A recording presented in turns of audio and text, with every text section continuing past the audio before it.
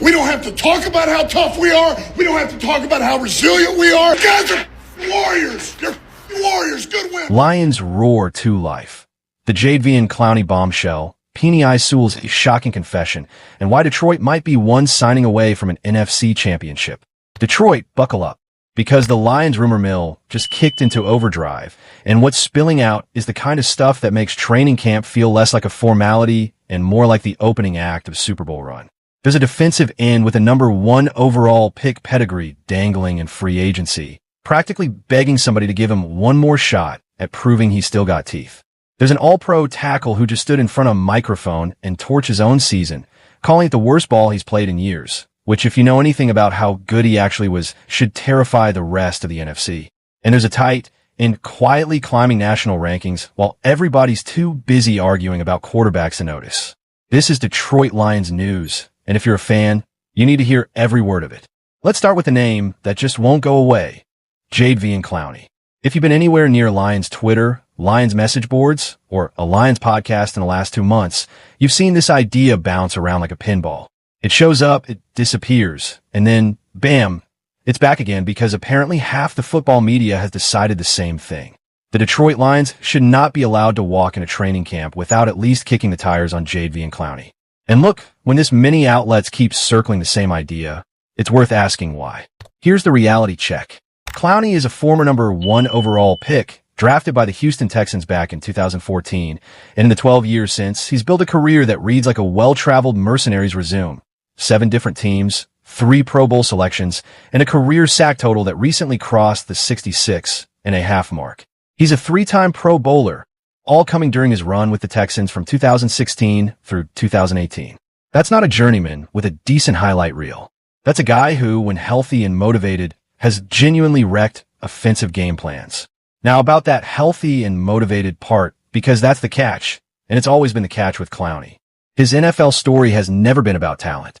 It's been about landing spots, timing, and whether a team is willing to be patient with a guy who tends to show up late to the free agency party. And last season is a perfect little case study in exactly that pattern. Clowney didn't even sign with the Cowboys until mid-September, well after week 1 had already come and gone on what amounted to a bargain bin deal. And what did he do with that scraps of a contract on a defense that, let's be honest, was one of the worst units in the entire league? He balled out. Over 13 games with 6 starts and 373 defensive snaps. Clowney put up 41 tackles, 12 tackles for loss, a team-high 8.5 sacks, and 4 passes defensed. On a bad defense. Signing late. On a deal that paid him pennies relative to his production. That's the kind of stat line that makes you sit up. So naturally, the question Lions fans keep asking is simple. Why hasn't Detroit already made this call? Well, here's where it gets interesting because the Lions have not exactly been sitting on their hands this offseason. They went out and added DJ Wonnum in free agency. They brought in Peyton Turner. And on draft weekend, general manager Brad Holmes made a move that turned heads. The Lions actually traded up 6 spots to grab Michigan edge rusher Derek Moore in the 2nd round, landing him at pick number 44 overall. That aggressive move to secure Moore alongside the Wonnum signing was part of a broader offseason effort to bolster Detroit's pass rush. And by most accounts around the league, they're in the front office pretty strong marks for how it addressed team needs. So on paper, you could argue the Lions have already done their due diligence at the position. But here's the thing that keeps this Clowney conversation alive, and it's not just nostalgia or fans wanting a big name. It's math. Detroit let Al-Quadin Muhammad, who quietly racked up 11 sacks last season, walk away in free agency this offseason. Regardless of that production, the front office decided to go a different direction, which is part of what led them to draft Derek Moore, sideline report. That's a real hole. Moore is a rookie. Wonnum is more of a steady depth piece than a proven difference maker. And outside of Aidan Hutchinson, who remains the unquestioned centerpiece of this defensive front, the Lions are essentially betting on unproven talent to generate consistent pressure. That a gamble in a division and a conference where quarterback pressure can be the difference between a division title and an early playoff exit. And that's exactly the gap Clowney could fill, not as a headline starter, but as rotational insurance with real, proven juice. Detroit reportedly has a little over $14 million in available cap space, and analysts tracking the market have pegged Clowney's realistic price tag at somewhere around $5 to $6 million for a 1-year prove-it deal. Detroit currently holds a little over $14 million in cap space, and Spotrac has projected Clowney's market value at roughly $5.7 million on what would likely be a one-year contract sideline repo. That's not just doable. That's downright affordable for a team that's supposedly building toward a championship window. And it's not just fans and bloggers pushing this idea into the void. This has ESPN's fingerprints on it too. Analyst Matt Bowen put together a list of ideal landing spots for the best remaining free agents still on the board. And when it came time to pair Clowney with a team, he didn't hesitate. He went straight to Detroit. Bowen specifically pointed out that while the Lions used their second-round pick on Derek Moore to work opposite Hutchinson on passing downs, Clowney would add real depth up front. Pro Football Rumors and Bowen didn't stop there. He broke down exactly why Clowney still has juice left in the tank, citing his late-season ability to win the rep and finish plays even on a struggling defense. That's an outside NFL analyst with no rooting interest in Detroit, independently landing on the same conclusion the fan base has been shouting for months. So why hasn't it happened yet? A few theories floating around. One is simply that the Lions genuinely believe in their internal options and want to see what Derek Moore can become without an established name soaking up snaps. Another is that Clowney, true to his reputation, is just taking his time. This is a guy who has a pattern of signing late. Historically, he's waited until late March or even into April in multiple off seasons. And some analysts believe he might simply be waiting for the right contender to make him an offer he can't refuse rather than jumping at the first deal on the table. And a third theory, floated by league insiders, is that this might not even be dead yet. According to NFL Network's Mike Garafolo, Clowney has been drawing renewed interest from several of his former teams as camps approach, which tells you the market for him is still very much alive, even this deep into the off-season calendar. Here's the honest take, though, and it's one that plenty of Lions analysts have landed on independently. There's basically no version of this signing that hurts Detroit. Worst case, Clowney comes in on a cheap, incentive-laden one-year deal, doesn't have much left, and the Lions move on next spring having lost nothing but a modest chunk of cap space they weren't using anyway.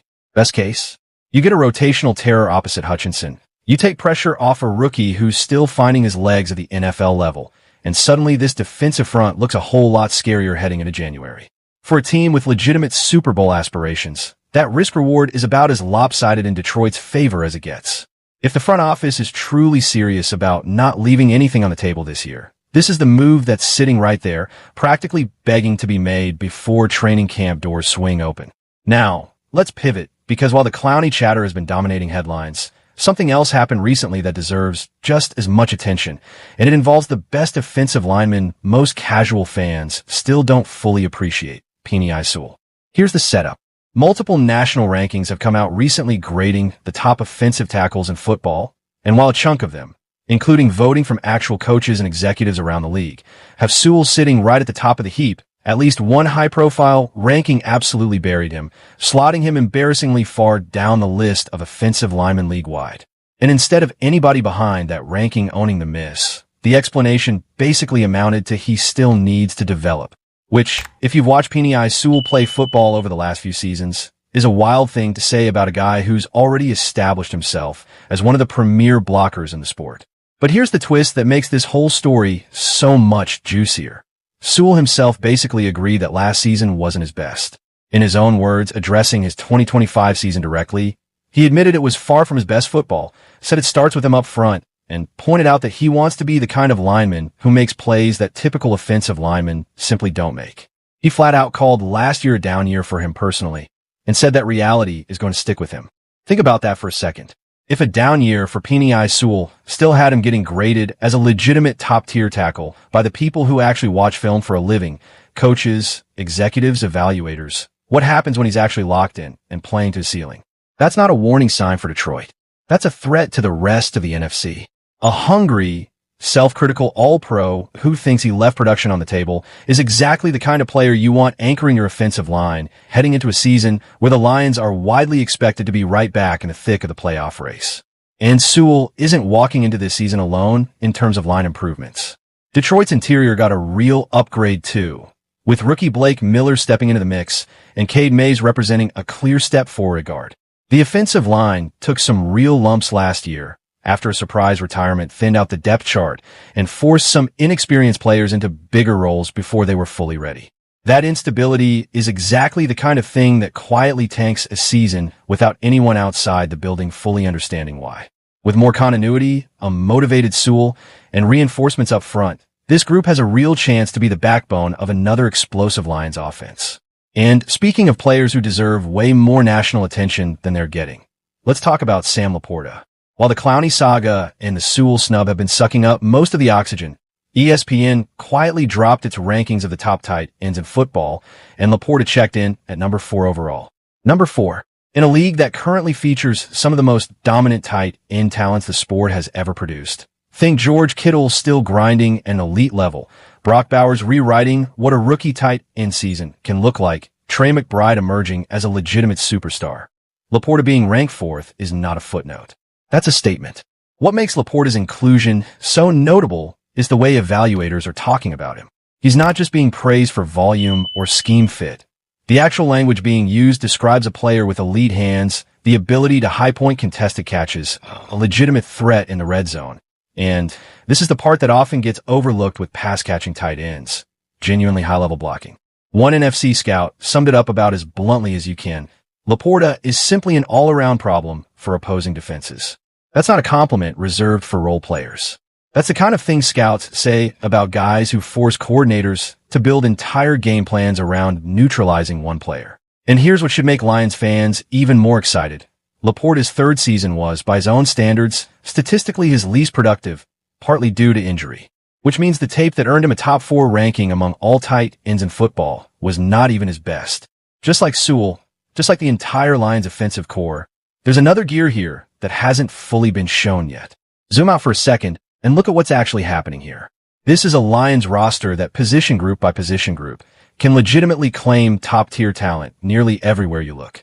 Elite wide receivers, an elite running back, an elite middle linebacker, an elite defensive end in Hutchinson. Safeties who, when healthy, are among the best in the league. A franchise left tackle who just admitted he wasn't even playing his best football and still graded out near the top of the position. A tight end sitting at number 4 in the entire NFL despite a down statistical year. This isn't a team hoping to sneak into the playoffs. This is a team stacked with talent that, on paper, should be terrifying to face. And context matters here too. Last season, missing the playoffs at 9 and 8 felt like a genuine letdown for this franchise, which if you rewind just a few years, tells you everything about how far this organization has climbed. A 9 and 8 season being treated like a disappointment used to be a fantasy for Lions fans. Now it's the baseline expectation being exceeded. Remember, Seattle missed the playoffs 1 year and turned around and won the Super Bowl the very next season. There is real precedent for exactly the kind of bounce-back run Detroit is capable of putting together, and the division picture only adds fuel to the fire. There's a reasonable expectation that the Chicago Bears regress after riding a wave of favorable turnover luck and close game bounces, especially after losing key pieces up front. There are real questions about whether Minnesota's quarterback situation gives them the kind of stability needed to sustain a real playoff push. And Green Bay, as steady as they always seem to be, simply doesn't have the ceiling that keeps opposing fan bases up at night. Every single one of those factors points toward an opportunity for Detroit to not just make the playoffs, but to make real noise once they get there. So here's where this all lands. The Lions have a roster loaded with players quietly outperforming their public perception. A tackle who admits he underachieved and still graded elite. A tight end climbing top 5 rankings on a down year. A defense anchored by a superstar who needs one more proven piece next to him. And sitting right there in free agency is a former number 1 overall pick with 66.5 career sacks. A track record of showing up and producing no matter how late he signs or how bad the defense around him is, and a price tag that fits comfortably into Detroit's available cap space. The pieces are all on the table. The only question left is whether Brad Holmes and the front office pull the trigger before training camp doors open. So here's what we want to know from you. Do the Lions need to go get Aidan Clowney before camp starts? Or do you trust Derek Moore and this young defensive front to develop without him? Are you buying the hype that Penny Sewell's down year still makes him the best tackle in football? But do you think the doubters have a point? And where does Sam Laporta rank in your mind among the league's best tight ends? Drop your picks in the comments below. We read every single one of them, and we want to hear exactly where you stand. If this video got you fired up about Lions football, do us a favor and smash that like button. Drop a comment with your take. And if you haven't already, hit that subscribe button and turn on notifications so you never miss a breakdown like this one. Training camp is right around the corner, This offseason storyline is far from finished, and we will be right here covering every twist as it happens. We'll see you on the next one.